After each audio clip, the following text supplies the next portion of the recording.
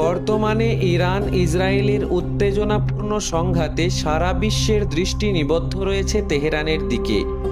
এই সংকটময় মুহূর্তে ইরানের সর্বোচ্চ ধর্মীয় নেতা আয়াতুল্লাহ আলী খামেনিকে তা জানা কেবল রাজনৈতিক নয়, বরং ধর্মীয় ও সামাজিকভাবেও গুরুত্বপূর্ণ, যার একটি ঘোষণা গোটা মুসলিম দুনিয়ায় প্রভাব ফেলে, যার একটি অবস্থান বদলে দিতে পারে ইতিহাসের গতি।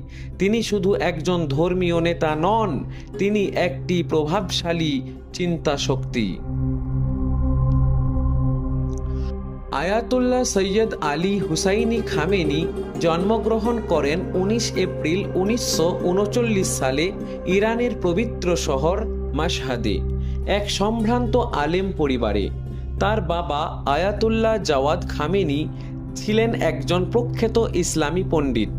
খামেনি নিজেও নবী মুহাম্মদ সাল্লাল্লাহু আলাইহি ওয়াসাল্লামের দৌহিত্র ইমাম হুসাইন রাদিয়াল্লাহু তাআলা আনহুর বংশধর, অর্থাৎ তিনি একটি সৈয়দ পরিবারভুক্ত, যা তার কালো পাগড়ির মাধ্যমেও চিহ্নিত।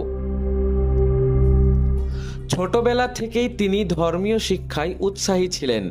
মাশহাদ, নাজাফ ও কওম এই তিন গুরুত্বপূর্ণ ধর্মীয় নগরীতে ফিকাহ, হাদিস, উসুল এবং তফসিরে গভীর জ্ঞান অর্জন করেন।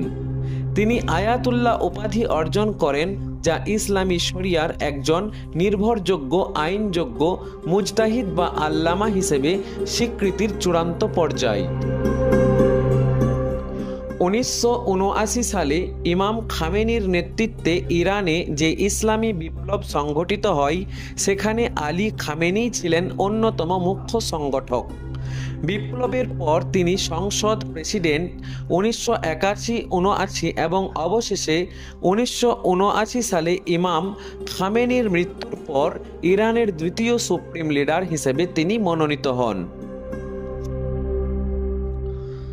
আয়াতুল্লাহ খামেনি সবসময় চেষ্টা করেছেন শিয়া সুন্নি বিভাজনকে সংকীর্ণতা থেকে মুক্ত করে বৃহত্তর মুসলিম ঐক্যের দিকে এগিয়ে নিতে। এরই অংশ হিসেবে তিনি কয়েকটি ঐতিহাসিক ফতোয়া জারি করেন। সাহাবীদের প্রতি অসম্মান না করা, যা শিয়া ও সুন্নি সম্পর্ক উন্নয়নে একটি বড় পদক্ষেপ। মুহররমে শরীর কেটে রক্ত ঝরানোর পরিবর্তে জ্ঞানের আলোচনার আহ্বান। সকল মাযহাবের মুসলমানদের একই কাতারে নামাজ পড়ার উৎসাহ। এই ফতোয়াগুলো মুসলিম সমাজে শান্তিপূর্ণ সহাবস্থান প্রতিষ্ঠায় একটি দৃষ্টান্ত হয়ে রয়েছে। বর্তমান ভূরাজনীতি ও যুদ্ধ পরিস্থিতিতে ভূমিকা 2025 সালের মে-জুন থেকে ইসরায়েল ও ইরানের মধ্যে সরাসরি সংঘর্ষের সম্ভাবনা বেড়েছে। এই উত্তাল সময়েও খামেনি দৃঢ়ভাবে তার ভাষণে বলেছেন, যদি ইসরায়েল হামলা করে তবে তা শুধুই তাদের অবসানের সূচনা হবে।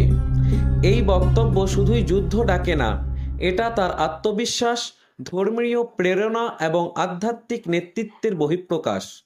ইরানের প্রতিরক্ষা বাহিনী, বিশেষ করে ইসলামিক রিভলিউশনারি গার্ড কর্পস, তার নির্দেশনার অধীনেই সক্রিয় রয়েছে। আয়াতুল্লাহ খামেনি শুধুমাত্র ধর্মীয় নেতা নন, বরং তিনি একটি জিওপলিটিক্যাল এক্স ফ্যাক্টর। রাশিয়া, চীন, সিরিয়া ও লেবাননের হিজবুল্লাহ, এদের সঙ্গে তার সুসম্পর্ক পশ্চিমা বিশ্বকে কৌশলগতভাবে উদ্বিগ্ন করে তোলে। তার নেতৃত্বে ইরান একদিকে পারমাণবিক কর্মসূচি অব্যাহত রেখেছে, অন্যদিকে মুসলিম বিশ্বের কিছু অংশের কাছে ন্যায় বিচারের প্রতীক হয়ে উঠেছে।